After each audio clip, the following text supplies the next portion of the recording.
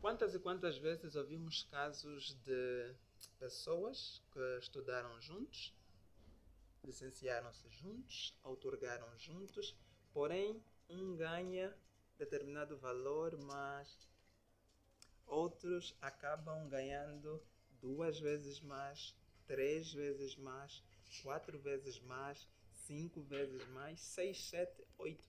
E isso não é coisa de outro mundo. Nós ouvimos isso com regularidade.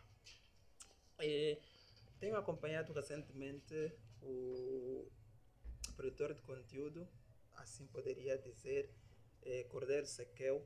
E Sequel faz menção em um dos vídeos seus que o contabilista chefe, assim vamos dizer, acredito que ele deve ter mais de um contabilista, mas se não, pronto, o seu contabilista foi seu colega, porque ele faz menção de que estudou contabilidade, acredito não ter chegado a outorgar.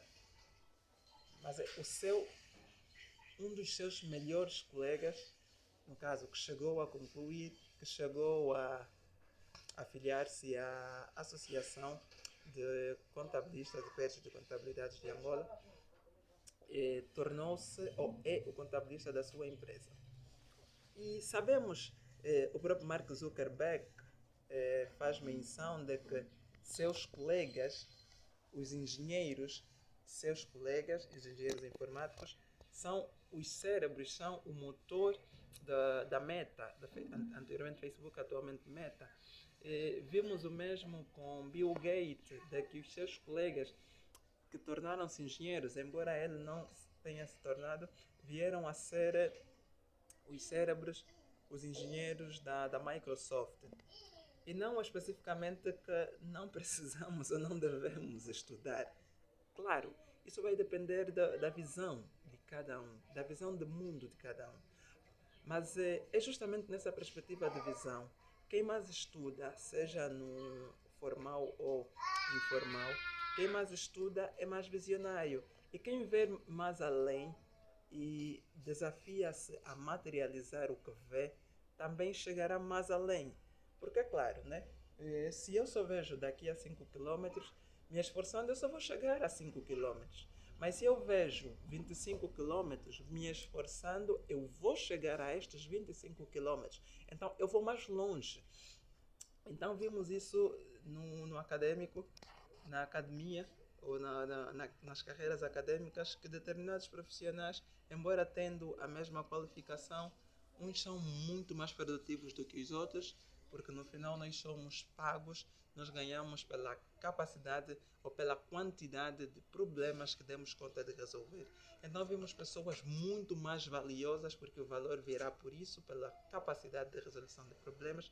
Vimos pessoas com a mesma qualificação aparentemente, mas com valorização financeira maiores. E podemos olhar isso fora da questão financeira. Podemos olhar na perspectiva de realização conjugal, podemos olhar na perspectiva de realização social, podemos olhar isso em diferentes realidades.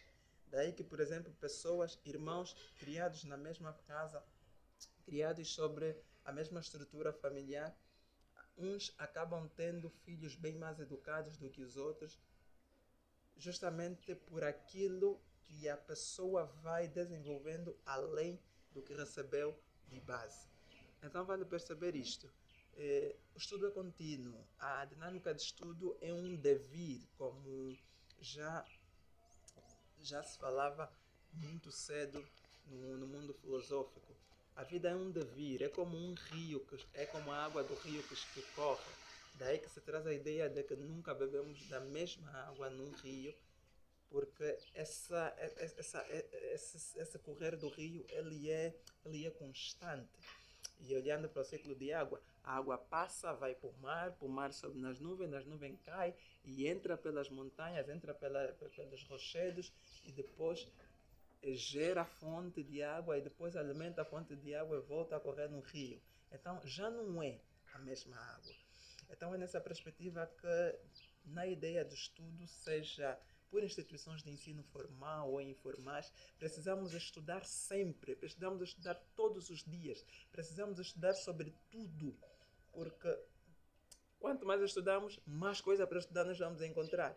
Quanto mais evoluirmos, mais necessidade de evolução iremos encontrar.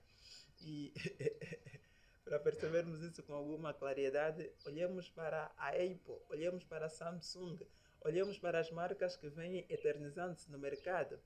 Lançou-se o iPhone 6, buscaram melhorar, lançaram 7, superaram a sua própria criação, buscaram melhorar, lançaram 8, lançaram 9, lançaram X, lançaram o 11, lançaram 12, e lançaram o normal, lançaram o Plus, lançaram o Pro Max, e é essa dinâmica de querer se superar a cada dia. E assim é a vida, assim é no afetivo, assim é no desportivo, assim é no físico, assim é no espiritual, no psicológico, assim é no espiritual, e assim precisa ser em cada uma das esferas da nossa vida. Então estuda sempre. Não para de estudar. Não se fecha ao aprendizado, não se fecha ao questionamento. Se alguém vier e dizer que estás a fazer mal, não choca de frente. Questiona. Por que dizes que eu estou a fazer mal? Porque há coisas que nós não conseguimos perceber.